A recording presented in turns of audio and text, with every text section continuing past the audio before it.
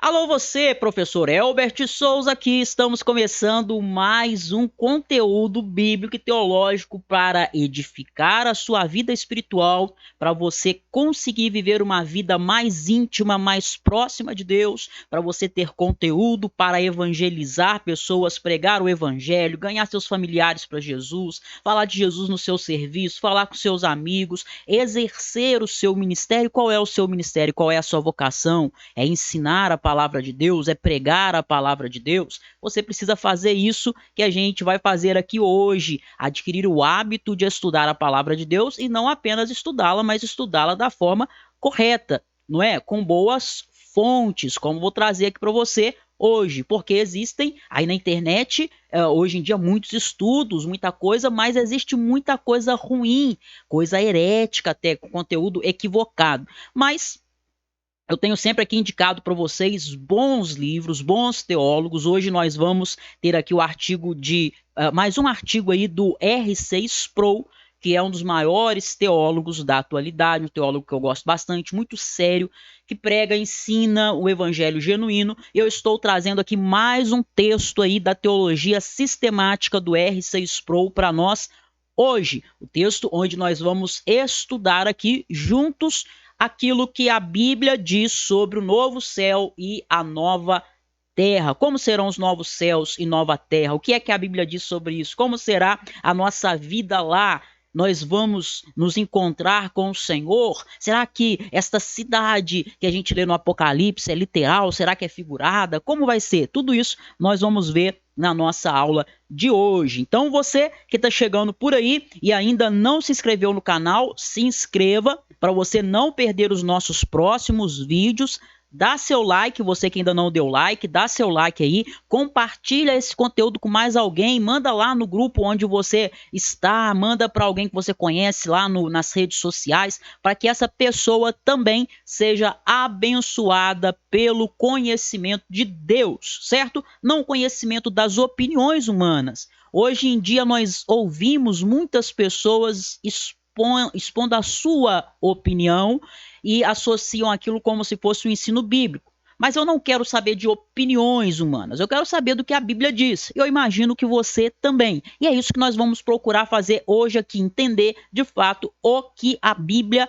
diz. Se você não sabe, nós estamos aí no desafio do mês da teologia. Outubro é o mês da teologia aqui no nosso canal Teologia Descomplicada, porque outubro nós comemoramos a reforma no dia 31 de outubro e eu estou fazendo aqui 30 dias de teologia, 30 dias com conteúdo teológico para você, vão ser 30 aulas aqui e esta aula é tanto uma aula do meu curso de teologia, o Método Teologia Descomplicada, que não está com vagas abertas no momento, mas é também um conteúdo para você, mesmo que você que não é meu aluno no Método Teologia Descomplicada, esse conteúdo aqui você está tendo acesso e vai poder aprender muita coisa para somar no seu conhecimento. E você que quer participar do desafio, você já sabe que no decorrer desse vídeo eu vou falar 3 palavras-chave e você deve anotá-las. Quando o vídeo terminar, a aula terminar,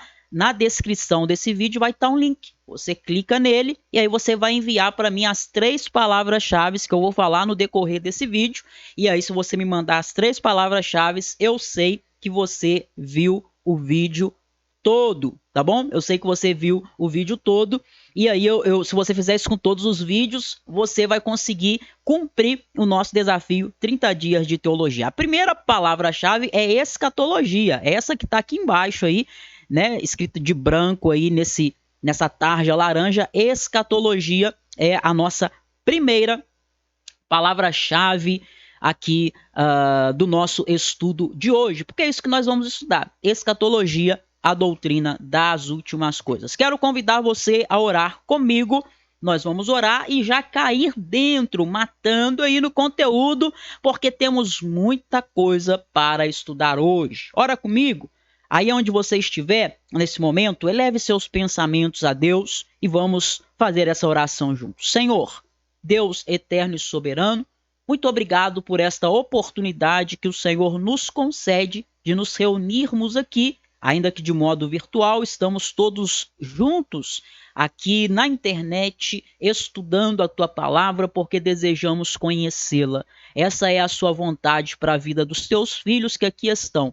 Eu peço que o Senhor os abençoe, trazendo conhecimento que produza transformação na vida deles. Que o Senhor facilite, pavimente esse caminho do entendimento. Que o Senhor me dê graça para que eu explique de uma forma simples, descomplicada, mas ainda assim com profundidade, porque a tua palavra é profunda, profundidade tal que toque não somente a mente e o conhecimento dos seus filhos, mas também o coração. Isso somente o teu Espírito Santo pode fazer. E pedimos que o teu Espírito realize isso na vida de cada um dos meus irmãos que está aqui comigo agora assistindo esta aula. Abençoa a vida desse irmão, dessa irmã, Senhor. Abençoa a família dele, abençoa a família dela, Senhor. Os propósitos, o trabalho, os estudos, Senhor querido, o coração, a mente, os empreendimentos, aquelas pessoas ansiosas, tantas pessoas sofrem com ansiedade atualmente, que o Senhor visite esse coração e acalme esse coração, que o estudar da tua palavra traga paz e calma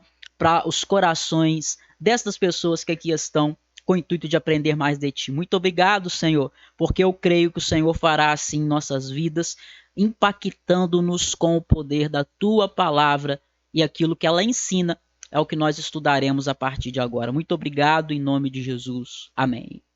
Muito bom, pessoal. Muito bem. Vamos lá então, sem perda de tempo, para o nosso conteúdo de hoje. Uai, porque travou? Ah, foi. Tá aí, novos céus e nova terra. Muitos hoje duvidam que haja vida após a morte. Você já viu pessoas falando assim? Eu falei aqui na nossa última aula, né? Tem gente que fala assim, o inferno é aqui na terra. Esse negócio de céu não existe. Tem pessoas que zombam daqueles que creem na vida eterna. Nós cremos que a vida não termina aqui, que a nossa história não termina aqui.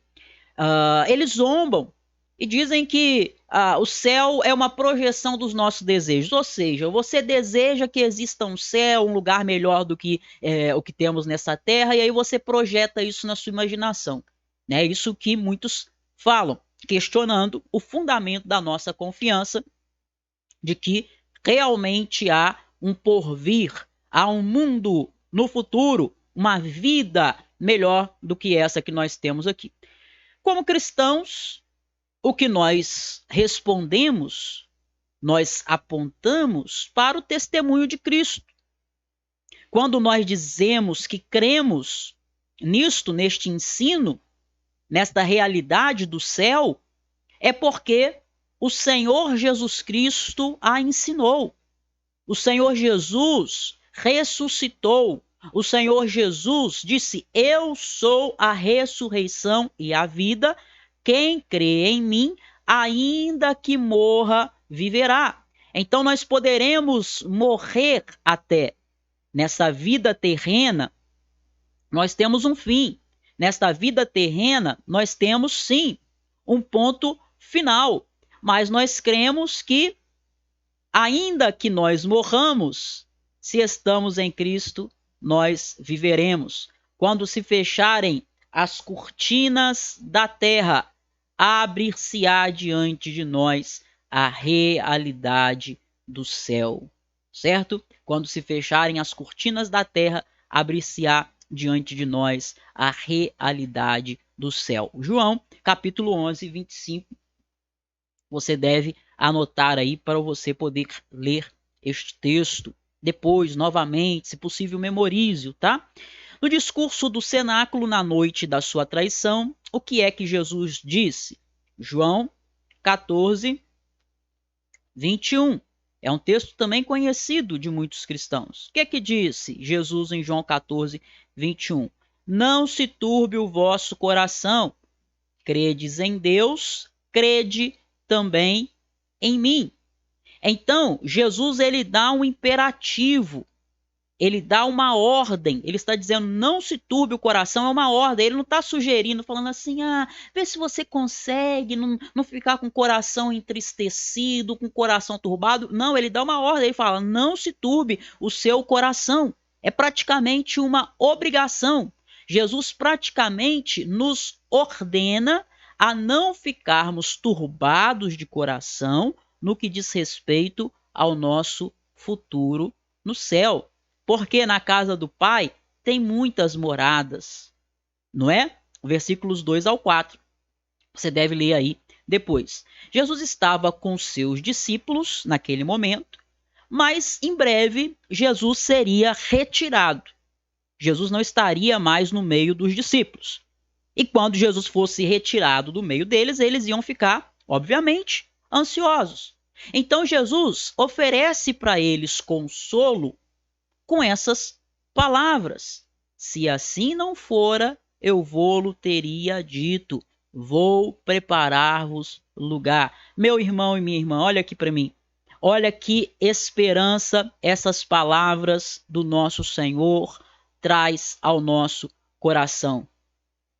Nós vivemos aqui uma vida difícil, vivemos aqui na terra uma vida conturbada, e o nosso Senhor não está mais fisicamente presente no nosso meio como ele teve um dia. O Senhor Jesus não estaria mais com seus discípulos de forma física presente como até aquele momento. E com o intuito de consolá-los, Jesus fala assim: olha, não se turbem, eu vou preparar lugar para vocês, para onde eu vou, vocês vão também. Tem um lugar preparado na casa do Pai para nós. Então nós podemos ser confiantes e nós podemos ter motivação suficiente para continuarmos a nossa caminhada de forma vitoriosa, porque não é delírio da nossa mente. Não é que a gente projetou o céu, não é que a gente projetou uma realidade que a gente queria, mas que não existe. Não é isso. Nós cremos que o céu existe não por projeção da nossa mente, da nossa imaginação, mas porque o nosso próprio Senhor falou que ele existe. Existe novos céus e nova terra, meu irmão. Existe um lugar que o Senhor está preparando para nós. A nossa jornada final não é a terra. Nós somos peregrinos aqui. Nós estamos aqui de passagem. Esta não é a nossa moradia. Esse não é o nosso destino final. Então, quando tudo parece ir mal, quando tudo está dando errado, quando as coisas se voltam para nós, a igreja do primeiro século sendo perseguida extremamente, nós vemos hoje também a igreja cristã sofrendo perseguição. Mas ainda há esperança, porque lembramos-nos das palavras do nosso Senhor: eu vou preparar lugar, para onde eu vou, vocês vão também. Vocês vão estar junto a mim novamente. E aí, quando se juntarem a mim novamente, estarão juntos para sempre. Nunca mais se separarão de mim. Maranata, ora vem, Senhor Jesus. É o que nós respondemos diante dessa verdade, porque o nosso coração anseia em encontrar-se com o nosso Deus. E aí a gente vai aqui para o segundo ponto da nossa aula, que diz respeito à alegria que nós teremos no céu. Nós não vamos para o céu ficar lá, como alguns dizem, eu já falei com vocês, não é a falsa doutrina do sono da morte. Tem pessoas que pensam que morreu e a pessoa fica ali dormindo. Tem pessoas que pensam que morreu e a pessoa não vai ter consciência. Tem pessoas materialistas que pensam que acabou aqui a vida, acabou tudo, é como se você estivesse dormindo. Sabe quando você dorme e não sonha com nada?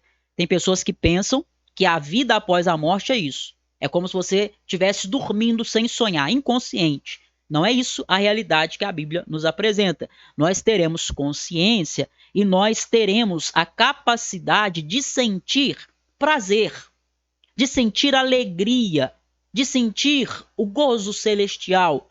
Mas não é um prazer e uma alegria quaisquer. É um tipo de prazer que nós nunca imaginamos. Aqui nós só temos um vislumbre. Aqui você só experimenta um pouquinho, você fala assim, eu sinto às vezes a graça de Deus me envolvendo, essa graça maravilhosa que comunica a minha presença, a realidade de Deus, como é bom sentir essa graça de Deus na minha vida, e eu me alegro, e meu coração acelera. Pois é, isso é só um pouquinho do que o que nos aguarda no céu. Olha aqui esse segundo ponto da nossa aula que eu quero destacar para você, é que o Senhor nos prometeu uma alegria. E eu vou te explicar que tipo de alegria é essa que o Senhor nos prometeu, tá bom? Essa daí, alegria, é a palavra-chave. Alegria. Na primeira epístola de João, obtemos alguns discernimentos sobre o nosso futuro. Eu não vou ler aqui para poupar tempo, e você sabe que você precisa ler os textos que a gente separa e aponta aqui nas nossas aulas, né? Então você vai ler depois aí, é lição para você, 1 João, capítulo 3, do verso 1 ao verso 3. Esse é um dos mais importantes, se não o mais importante, dos textos escatológicos do Novo Testamento. Olha a importância desse texto aqui. Um dos textos mais importantes, ou talvez o mais importante, quando a gente fala da escatologia no Novo Testamento, esse texto aqui é crucial. Promete aos crentes que desfrutaremos o ápice da felicidade no céu. O que é o ápice, né, gente? É o cume, é o ponto mais alto. Então, toda a felicidade que você possa imaginar, que você já tenha experimentado aqui na Terra, ou que você poderá experimentar, você fala assim, poxa, se isso acontecer, vai me deixar tão feliz. Pois é, tudo que você possa imaginar aqui ainda é muito pouco. Porque o ápice, o máximo de felicidade que você é capaz de sentir, você só vai sentir no céu. Lá nós vamos experimentar o ápice da felicidade. Coisas que nunca experimentamos antes. Teremos a chamada visão beatífica. O que é isso? Visão beatífica é a visão de Deus, não é? Ou, como diz aqui o Sproul, a visio Dei. A visio Dei. Essa palavra beatífica, esta palavra aqui, beatífica, é da mesma raiz de onde vem a palavra beatitude, que são aquelas afirmações que Jesus fez no Sermão do Monte. São chamadas beatitudes ou as bem-aventuranças, né? Nós conhecemos mais como as bem-aventuranças. São promessas de bênção, um grau de felicidade que transcende qualquer prazer ou felicidade terrena. Então, olha o nível do prazer e da felicidade que a gente vai ter no céu. É um nível de prazer, é um nível de felicidade. Pense no máximo que você pode ter sentido na Terra de prazer, de felicidade, de satisfação. Pense. O que Deus tem reservado para nós nos céus vai ser muito maior do que tudo que nós já sentimos e já experimentamos aqui. Eu me lembro quando eu era criança e que às vezes eu orava a Deus e eu falava assim, ai Senhor, eu quero que o Senhor venha, mas assim, se o Senhor puder demorar um pouquinho mais para poder vir, vai ser bom, porque eu tenho meus planos, eu quero conquistar isso, eu quero fazer aquilo, eu quero, sei lá, comprar uma casa, quero constituir família, quero isso, aquilo, aquilo outro.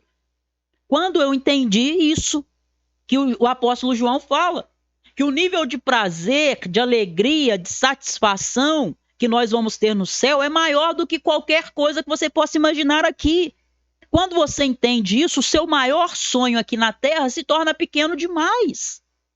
Ah, eu quero ficar rico, quero ficar milionário. Meu filho, isso é medíocre, isso é irrisório, isso é pequeno, isso é migalha perto daquilo que nós vamos ter no céu. Ah, meu sonho é me casar. Amém, não tem nenhum problema com isso. Mas comparado com o prazer que você vai ter no céu, não se compara. Ah, meu grande sonho é ter uma casa, construir minha casa própria. Ok, que Deus abençoe, que você consiga, mas saiba que o prazer que você vai ter no céu é muito maior do que isso. Muito maior do que qualquer tipo de prazer terreno que você possa imaginar. Hoje em dia nós temos, infelizmente, uma geração mergulhada nas drogas, nos mais diversos tipos. Por quê? Porque elas dão um prazer intenso.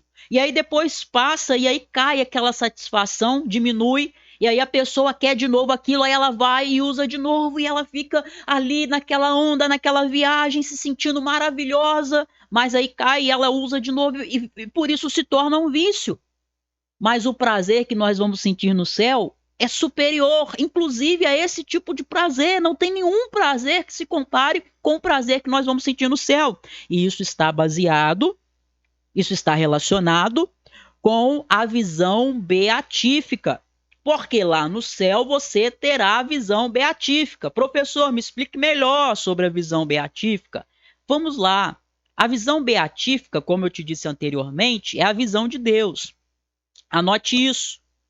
João afirmou que não sabemos ainda o que seremos no céu, mas uma coisa nós sabemos: seremos semelhantes a ele, porque o veremos como ele é. Nós o veremos como ele é em si mesmo. Seremos capazes de ver não meramente uma visão indireta de Deus. Por exemplo, a sarça ardente e a coluna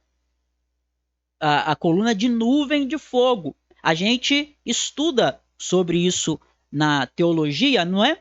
Essa manifestação de Deus que a gente chama de teofania. É Deus se manifestando de modo visível. Mas no céu o que nós vamos ter não é uma teofania. Não é Deus se revelando por meio de uma sarça. Não é Deus se revelando por meio de uma coluna de nuvem, por uma coluna de fogo. Não. Nós vamos ter uma visão direta do próprio Deus. Imagina que incrível será isso. Você ver o próprio Deus como ele é. Moisés teve só um vislumbre da glória de Deus. Quando ele vê a sarça pegando fogo sem se consumir. Mas ele não pôde ver a face de Deus. Isso daí está lá em Êxodo 34, do 4 ao 5. Se você não conhece esse texto, não o leu ainda, leia-o. Uma olhada íntima e face a face com Deus é totalmente proibida a todo mortal nesse mundo. Ninguém pode ver Deus e permanecer vivo, não é? Aqui não dá. Nós somos chamados a dedicar-nos a nós mesmos em santidade a um Deus que nunca vemos, não é? Você já viu Deus? Claro que não. Deus é invisível, e se você visse Deus, você morreria. Servimos a um Senhor que é invisível para nós, mas ele promete que um dia nós o veremos. Deixe-me te perguntar, você se alegra com essa verdade da Escritura? Seu coração se alegra nessa realidade? O fato de que um dia você vai ver a Deus face a face, assim como ele é? Nas bem-aventuranças, não é aos misericordiosos, nem aos pobres de espírito, nem aos pacificadores que é feita a promessa de ver Deus. Entenda isso. Olha aqui. Jesus não promete que os misericordiosos verão a Deus. Jesus não promete que os pobres verão a Deus. Nas bem-aventuranças ele não diz os pacificadores verão a Deus. Quem ele diz que verão a Deus? Quem são os que verão a Deus, segundo as palavras de Jesus na bem-aventurança? Ele diz: bem-aventurado os limpos de coração, porque eles verão a Deus. Quem é que verá a Deus? São os limpos de coração. É claro, né, que também os pacificadores, também os misericordiosos, né? Claro, os pobres de espírito, é claro que eles também verão a Deus. Mas Jesus associa isso aqui, ó, ao invés de associar com eles, Jesus associa com os limpos de coração. Por que Jesus associa os limpos de coração com a visão beatífica? Porque ele diz que os limpos de coração é que verão a Deus. Por quê? A razão por que não podemos ver a Deus não está relacionada aos nossos olhos. Ela está relacionada ao nosso coração. Por isso que nós não podemos ver a Deus. O problema é do nosso coração. Tem uma frase que diz o seguinte: o coração de todo problema é o problema do coração. Por que nós temos tantos problemas na humanidade, na sociedade, no convívio? O coração de todo problema que a gente tem é o problema que tem no nosso coração. Precisamos ter um coração puro, conforme a Escritura diz, se queremos ver a Deus. E aí, quando nós entrarmos na glória, nós vamos receber a plenitude da nossa santificação. Nós estamos sendo santificados, não é? Coração puro tem a ver com isso, com a santificação. Nós estamos sendo santificados, mas a santificação é um processo. Você não é totalmente santo, está sendo santificado. Ela não acontece de uma vez só, ela é paulatina. Mas no céu, esse processo terá sido completado.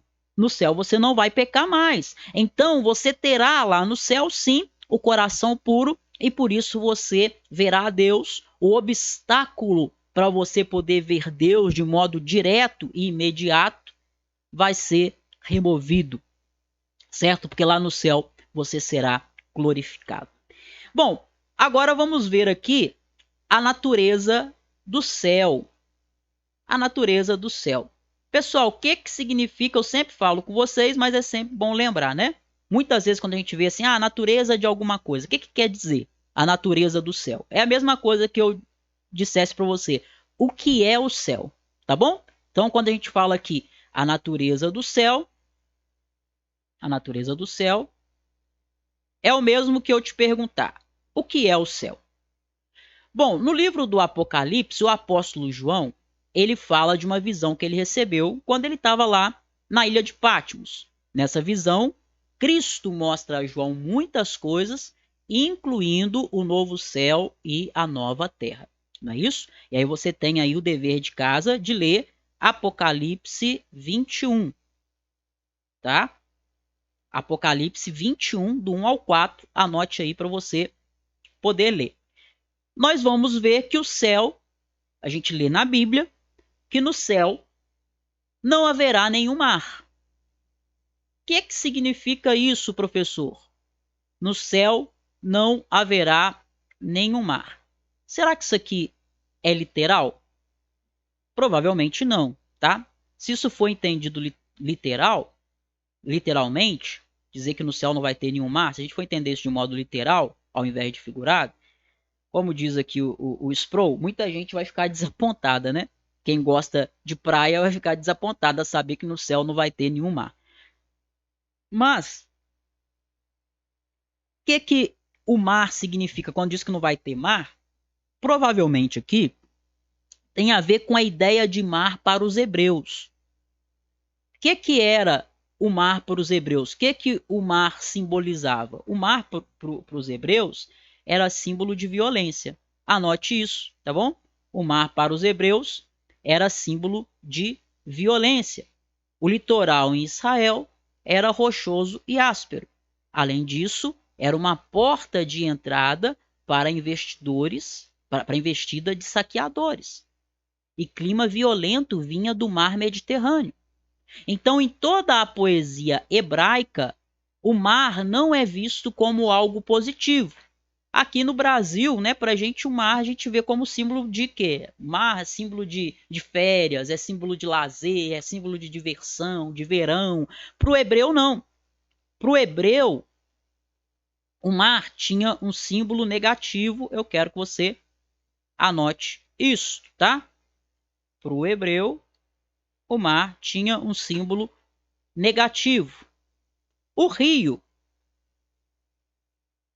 sim. A fonte, sim. O poço, sim. Eram figuras positivas para o hebreu. Então, o mar era visto como algo negativo, um símbolo de coisas ruins, tá? Agora, quando você falava de rio, de fonte, de poço, para o hebreu era símbolo de coisas boas. Então, nós entendemos que a visão de João indica, quando ele fala que não vai haver nenhum mar, que não vai ter nenhuma catástrofe natural violenta, como nós temos nos dias de hoje, tá? Uma outra coisa que nós lemos é que no céu não haverá lágrimas. E as lágrimas estão associadas com o quê? Nos nossos dias, as lágrimas estão associadas com tristeza. Não é verdade? maioria das vezes a pessoa até pode chorar de felicidade, mas na maioria das vezes não é, né? A maioria das vezes as pessoas choram de tristeza, de pesar, quando perdem, por exemplo, um ente querido. E aí, muitos de nós associa aquilo que a gente tinha na nossa infância, quando nós estávamos tristes, que era a nossa mãe enxugando as nossas lágrimas no avental dela. Em geral, éramos levados a lágrimas novamente no dia seguinte. Você não chorava uma vez só quando você era criança. E o que acontecia? A sua mãe te consolava novamente.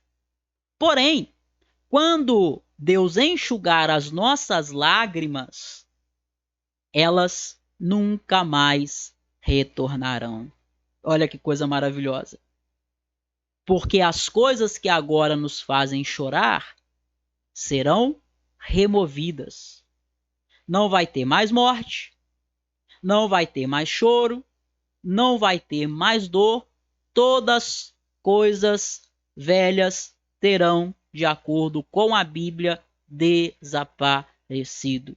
Quando João continua sua descrição, nós encontramos algumas dimensões surpreendentes de como será o céu e de como ele não será. Aí você vai ler os versículos 18, 19, 20 e 21. Você vai ver que o texto nos diz o que haverá no céu e o que não haverá. Nós teremos no céu ruas de ouro. Vamos destacar aqui, ó, ruas de ouro, tão excelente e puro que é translúcido. Fala das portas construídas de pérolas magnificente. Vamos destacar aqui também. Fala de um fundamento adornado de pedras preciosas. Vamos destacar aqui também. E se você não leu o texto, você vai ler que a gente não está lendo aqui só para ganhar tempo, mas é importante o texto, tá bom? Estou explicando para você o texto, mas se você não leu ainda, leia, depois você volte aqui e assista de novo essa aula, ou dá uma pausa no vídeo, leia o texto e assista a aula, tá bom? Então, a literatura apocalíptica, ela tem muitos símbolos, não é? O Apocalipse não tem como você interpretar ele o tempo todo literalmente. Ao contrário disso, o Apocalipse, muita coisa ali você vai interpretar de modo figurado, né? Nós temos então várias representações simbólicas do céu. Portanto, ruas de ouro, de cristal, tudo isso provavelmente é um símbolo para nós entendermos a grandeza do que Deus tem preparado para nós. Mas tem a possibilidade disso ser literal? Sim, tem a possibilidade de ser literal. Não é impossível para Deus construir uma cidade como a que é descrita nessa passagem, tá bom? Bom, João nos diz mais. Ele diz assim: nela não vi santuário, na cidade, né? Porque o santuário é o Senhor, o Deus Todo-Poderoso e o Cordeiro. A cidade não precisa de sol, nem da lua, para lhe darem claridade. Por quê? Pois a glória de Deus a iluminou. E o que mais? E o Cordeiro é a sua lâmpada. Glória a Deus! Que verdade bendita! Que verdade maravilhosa que João está nos dizendo aqui. A cidade não precisará de luzeiros. A cidade será iluminada pela glória do próprio Deus. O próprio Cristo será a luz dessa cidade. Não vai haver nenhum templo, nenhum sol, nenhuma lua. Nessa terra, um templo, uma igreja é o símbolo visível da presença de Deus, mas no céu não haverá necessidade de qualquer templo, porque nós estaremos na presença real de Deus, não é? O templo é onde, por assim dizer, nós buscamos a presença de Deus, do Deus invisível, não é? Lá nós vamos estar diante dele, diante do próprio Deus. Então você não vai precisar de um templo feito de tijolo, de lajota, com tudo que não é, porque a gente vai estar diante do próprio Deus. A gente não vai precisar de um templo para prestar um culto ao Deus invisível, porque o Deus invisível ter-se-á feito visível diante dos nossos olhos. Que coisa gloriosa, não é? Que coisa gloriosa. O brilho da glória de Deus e do Cordeiro vai iluminar toda a cidade. Não vai mais haver noite, porque a irradiante, a reluzente, a brilhante glória de Deus vai brilhar sem nunca se apagar, vai refulgir sem nunca cessar. O céu será iluminado com o puro e manifesto esplendor da glória de Deus. Para o que nós vivemos, a gente vai terminar aqui com uma ilustração de ninguém menos do que Jonathan Edwards. O brilhante Jonathan Edwards.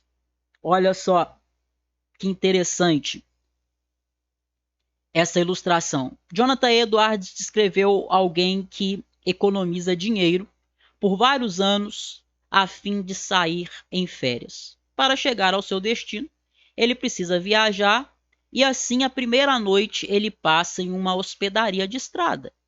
Entretanto, no dia seguinte, em vez de continuar na viagem do seu destino pretendido, ele resolve esquecer tudo e permanecer na hospedaria. Vivemos nessa vida dessa maneira. Nós nos prendemos tenazmente à vida nesse mundo porque não estamos realmente convencidos da glória que o Pai estabeleceu no céu para o seu povo. Toda a esperança e todo o gozo porque anelamos, e muito mais do que isso, abundarão neste lugar maravilhoso. Nosso maior momento será quando passarmos pela porta, deixarmos este mundo de lágrimas e tristeza, este vale de morte, e entrarmos na presença do Cordeiro. Imagine alguém que viaja, sai daqui do Brasil para ir, vamos supor, para a Inglaterra, e aí você fica num hotel, no caminho para a viagem, né? Enquanto está indo, você para em um hotel muito antes da Inglaterra. Vamos supor que seu sonho é conhecer lá Londres, sei lá. Você para no hotel e se encanta com o hotel e fica ali 10, 20, 30 anos, nunca chega lá no destino que você queria. Jonathan Edwards está falando que muita gente faz isso. Se esquece que somos forasteiros aqui e a pessoa se encanta com essa terra, se encanta com esse mundo, se esquecendo que o destino dela é o céu.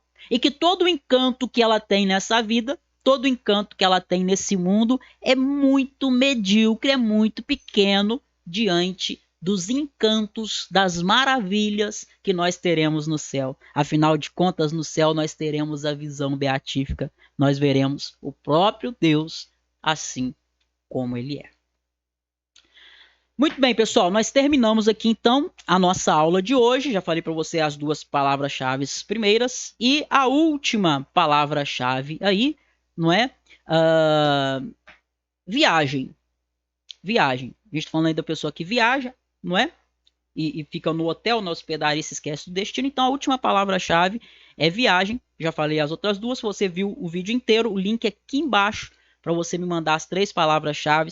Eu vou saber que você viu o vídeo inteiro e que está participando do nosso desafio de 30 dias de teologia. Muito obrigado pela sua companhia. Que Deus abençoe você. Que Deus abençoe aí seu restante de semana. Um grande abraço.